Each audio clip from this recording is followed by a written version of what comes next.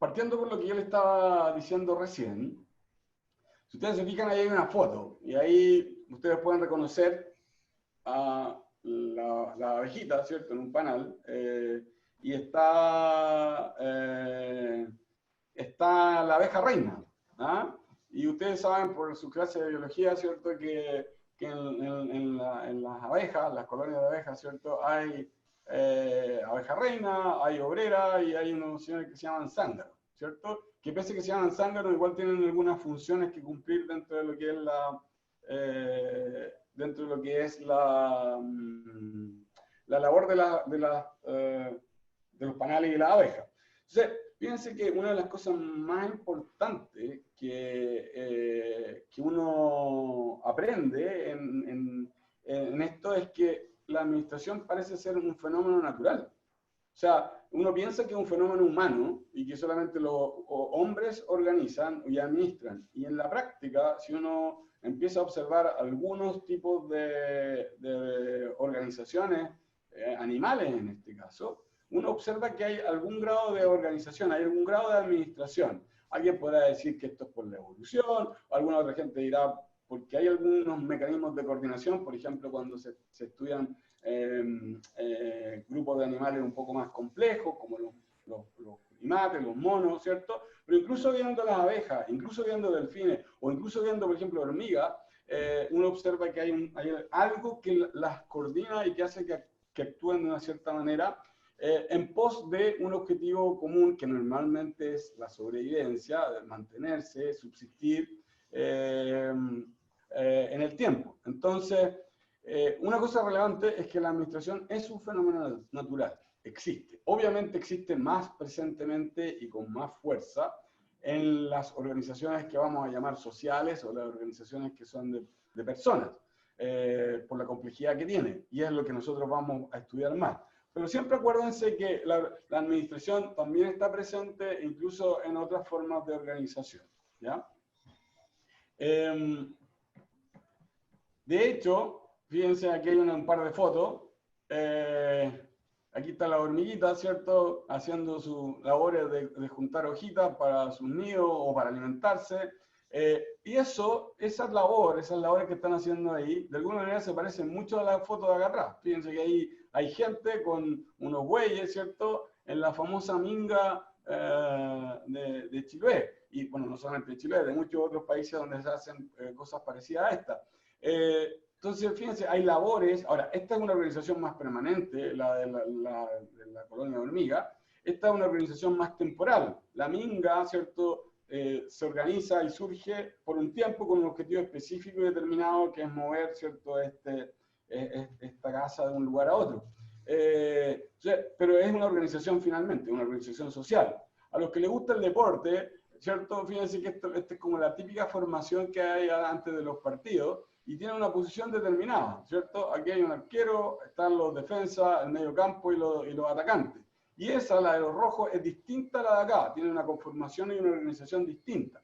Bueno, esas son organizaciones que existen y que tienen que ser administradas. Alguien las administra, el director técnico normalmente en este caso, ¿cierto?, el entrenador, que les da una cierta organización inicial, pero después durante el partido él trata de hacer algunas cosas y algunas veces le hacen caso a los jugadores, pero a veces hay un capitán o hay un líder dentro del equipo que ayuda a la administración de esa, voy a decirlo así, batalla, de ese juego, ¿cierto?, durante lo que dura ese partido para tratar de conseguir el objetivo de ganar, ¿cierto? O sea, la administración está presente en la mayoría o en muchas de las actividades, sino en todas humanas que tienen que ver con las organizaciones. ¿Qué es una organización? Bueno, una organización la vamos a definir como un grupo estructurado de personas constituidos deliberadamente con el fin de cumplir un objetivo. O sea, es un conjunto de personas que tienen un objetivo, que se juntan con un objetivo. Si ustedes, por ejemplo, tienen un club de FIFA, como alguien me preguntaba el otro día, y se juntan ustedes a jugar FIFA, bueno, y hay una organización que organiza a esas personas, bueno, esa es una organización con un objetivo particular. La familia es otra organización particular. La compañía de bomberos, otra organización. Tienen un objetivo común A veces uno se ingresa a estas organizaciones porque los objetivos de esa comunidad o de esa organización le parecen bien a uno. Por ejemplo, mucha gente es probablemente bombero porque le gusta ir a servir a la gente, le gusta atacar el fuego, otra gente dice lo contrario, ¿cierto? Pero bueno, le gusta ese sentido de comunidad, le gusta ese sentido de colaboración, el voluntarismo, etcétera, voluntariado, perdón, etcétera. Entonces, se unen a esa. Otras veces yo me uno a algunas organizaciones de manera así, sin que nadie me pregunte. Por ejemplo, cuando estoy en mi familia.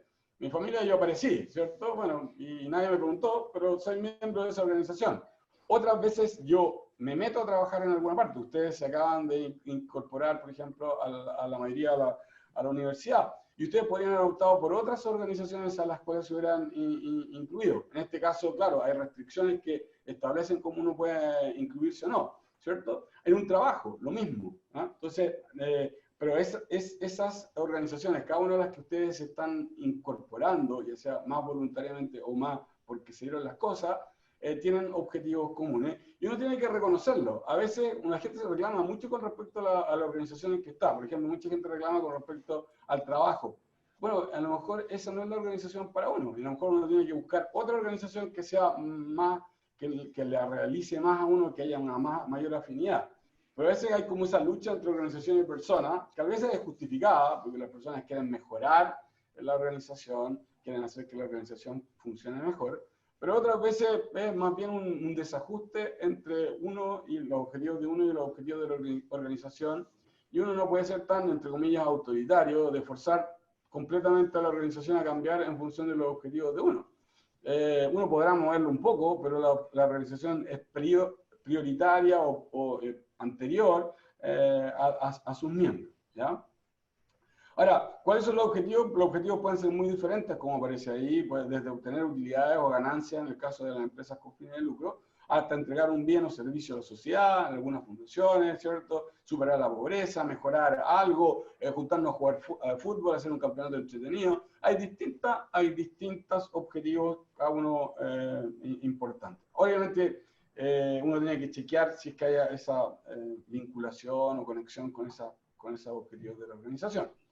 Entonces, hemos dicho que en general nosotros vamos a hablar fundamentalmente de organizaciones sociales. Los ejemplos que hemos visto ahí, en el caso de la abeja o de las hormigas, ¿cierto? Es como para reflejarles que esto va más allá solamente de lo humano, pero nuestro foco va a ser en organizaciones sociales.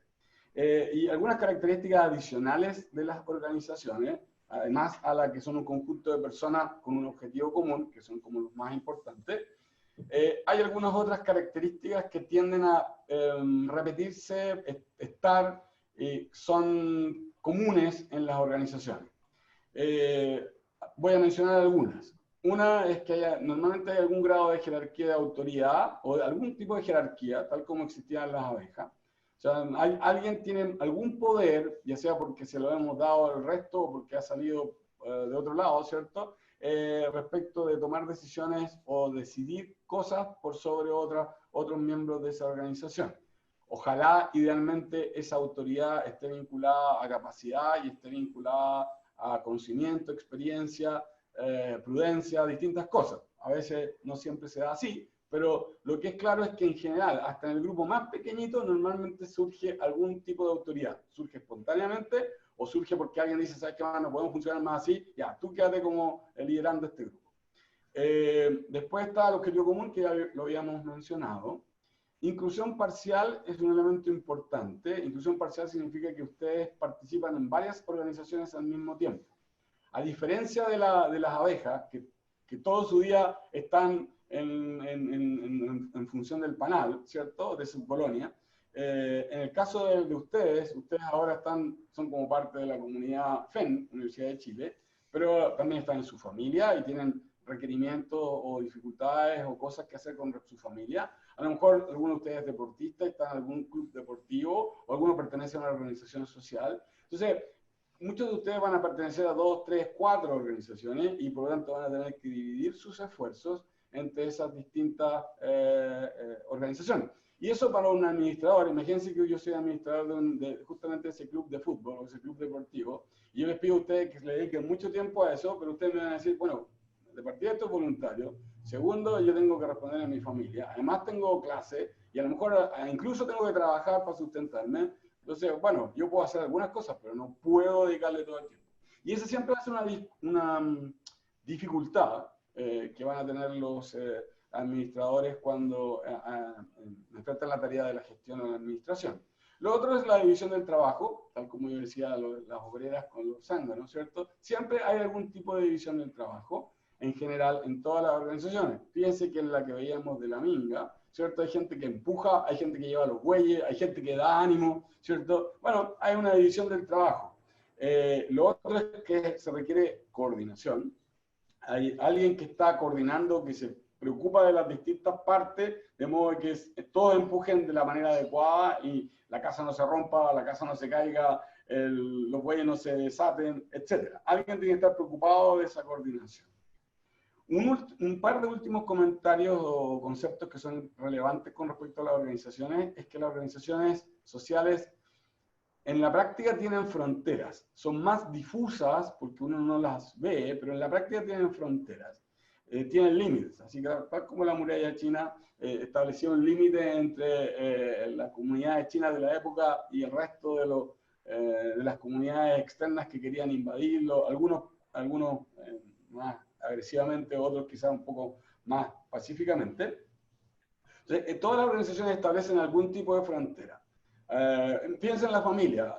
Cuando llega, por ejemplo, el pololo, la polola de alguien, bueno, al principio cuesta, como que cuesta que traspase, pero después de un tiempo como que se incorpora a la familia. Hay algunas familias que son más permeables y que eso es más fácil, los amigos, qué sé yo, los vecinos entran a la organización familiar más fácilmente. Hay otros que no, que son muy herméticos y que en el fondo prácticamente nadie, incluso después de mucho tiempo, se incorporan a la organización. No estoy diciendo que sean malos ni buenos, estoy diciendo que es una realidad, que las organizaciones tienen fronteras y que a veces los managers, dependiendo de las circunstancias, tienen que enfatizarlas o tienen que a lo mejor hacerlas más permeables. Si yo la frontera la rigidizo mucho, la cierro mucho, obviamente que mi interacción con el medio ambiente va a ser más difícil. Puede tener cosas buenas, por ejemplo, en la actualidad eso tiene una cosa buena, ¿cierto? Nos protegemos de algunas cosas que están pasando en el entorno, supuestamente, pero tiene cosas malas porque tampoco sabemos mucho de lo que pasa en el entorno, ¿cierto? Tampoco sabemos, no tenemos tanta interacción con la gente, o con la gente que comercia, etc.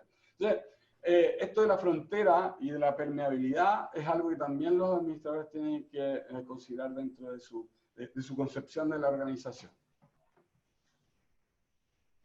Preguntas antes de pasar a este tema de empresas, en más particular. ¿Alguna pregunta?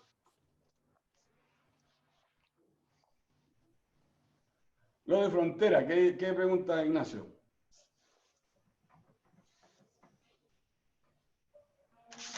No me queda muy claro, a ver, explícate. ¿Qué es lo que no entiendes? ¿Ignacio? ¿Sí? Mucho ya. No sé que mi hermano vino a molestar la pieza justo en esa parte, entonces no creo que hayas dicho. Tenés que decirle a tu hermano el cachupín ahí que no moleste tanto. Mira, No, ya lo eché. está bien. La frontera, lo que acabo de señalar, todos los países tienen frontera, y uno podría decir un país es una organización. Una fábrica, por ejemplo, a mí me tocó hace un tiempo atrás, mi hermana se dedica tiene una empresa de mochilas, ¿cierto? Entonces yo un par de veces la acompañaba a China, a la fábrica y eso. Bueno, las fábricas ahí son bien contenidas, de hecho las fábricas son súper geográficamente limitadas. Entonces la empresa entera está como en ese lugar. Es más, los trabajadores trabajan bien como al frente en unos departamentos que están como al frente de este lugar. Entonces las fronteras de esas organizaciones son como bien específicas. Ahora, fíjense lo loco, esa es la frontera como física, pero ellos comercian, o sea, son permeables, porque no le venden solamente ahí su vecindario, que uno podría decir son como más acotados. No, ellos en algunas cosas son tan abiertos como que venderle y ser los principales proveedores, en este caso de una empresa acá en Chile. O sea, el comercio, eso abre la frontera, eso abre el intercambio con el medio. Imagínense que en la empresa, en una organización, todos los miembros llevan 50 años. No se han cambiado ni uno. No ha habido ningún cambio de empleados. Siempre son los mismos. Esa es una empresa que tiene menos o tiene más rígida la frontera. Pero supongamos una empresa que está cambiando bastante o que llega gente nueva y que aceptan ideas nuevas, que aceptan gente, personas internacionales de distintos lados. Esa es una empresa, una organización que tiene fronteras, entre comillas, más permeables, más amplias. Pero las organizaciones siempre tienen una frontera y esa frontera los distingue del medio, del entorno. Y uno tiene que decidir cómo maneja esa frontera para vincularse e intercambiar con el entorno. Si la abren en exceso, puede tener algunos riesgos. Si la cierran en exceso, más riesgos todavía. En general, la teoría actual y la que se utiliza en la administración en general dice que es mejor abrir hasta un cierto punto, porque las organizaciones que se encierran mucho, casi todas las organizaciones que se encierran mucho, al final pierden viabilidad y dejan de existir. Ya. Seguimos entonces con las empresas.